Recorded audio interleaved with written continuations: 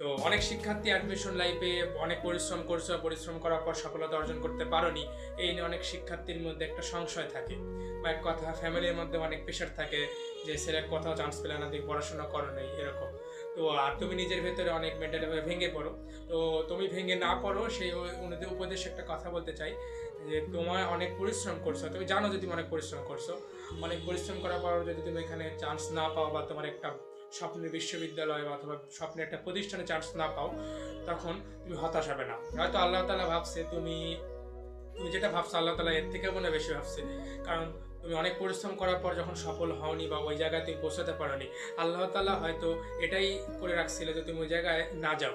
কারণ তুমি যদি ওই প্রতিষ্ঠান অথবা কোনো বিশ্ববিদ্যালয়ে যদি যেতে, ওই আগের অবস্থান থেকে তুমি হয়তো খারাপ হতে পারতে, অথবা তুমি ওই মেন্টালিটি প্রেশারটা নিতে পারতে না।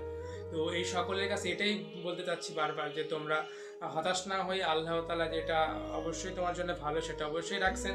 আর একটা বিষয় হচ্ছে রিজিকের ব্যাপার আছে, তোমার যেখানে রিজিক বা তোমার যেখানে থাকা খাবার সব কিছু আল্লাহ তাআলা আগেই ব্যবস্থা করে রাখছেন।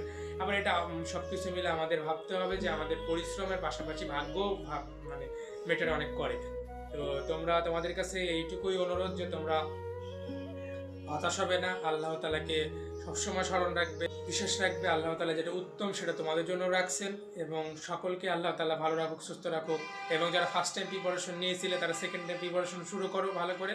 আর যারা সেকেন্ড টাইম প্রিপারেশন নিয়েছিল অথবা কোনো কোথাও ম্যারিট করতে পারোনি, তারা অবশ্যই কোনো প্রাইভেট ইউনিভার্সিটিতে এক্সাম দাও, না হলে অন্য কোথাও প্রতিষ্ঠানে ভর্তি হয়ে যাও। রাখবে পরিশেষে আল্লাহ তাআলা যা উত্তম সেটা আমাদের জন্য রাখছে। সবাই হতাশ হও না, ভালো থাকো, সুস্থ থাকো, আমার জন্য দোয়া করবে এবং আমার ম্যাথ পেজের সাথেই থাকো। আসসালামু আলাইকুম।